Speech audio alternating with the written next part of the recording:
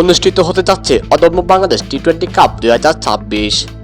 টুর্নামেন্টটিতে মোট 3টি দল অংশগ্রহণ করবে।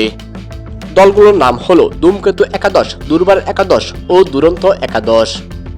ধূমকেতু একাদশের প্রধান কোচ হিসেবে দায়িত্ব পালন করবেন মোহাম্মদ সালাউদ্দিন। সহকারী কোচ হিসেবে থাকবেন মোহাম্মদ আশরাফুল। দুর্বার একাদশের প্রধান কোচ হিসেবে দায়িত্বে থাকবেন মিজানুর রহমান বাবুল। সহকারী কোচের দায়িত্বে থাকবেন তুষার ইমরান। দুরন্ত একাদশের প্রধান কোচ হিসেবে থাকবেন হান্নান সরকার। সহকারী কোচ হিসেবে দায়িত্ব পালন করবেন রাজেন সালে আলম। টুর্নামেন্টে 3 দলের অধিনায়কের নামও ঘোষণা করা হয়েছে, যেখানে অধিনায়কের তালিকায় আছেন লিটন কুমার দাস, নাজমুল হোসেন শান্ত ও আকবর আলী। টুর্নামেন্টটি আগামী 5 ফেব্রুয়ারি শুরু হয়ে 9 ফেব্রুয়ারি ফাইনালের মধ্য দিয়ে শেষ হবে।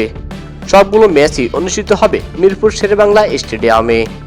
টুর্নামেন্টে মোট 2,50,00,000 টাকার পুরস্কার এবং ফি রয়েছে। তো দর্শক, অদম্য বাংলাদেশ টি-20 নিয়ে আপনার মতামত কি জানিয়ে দিবেন কমেন্টে।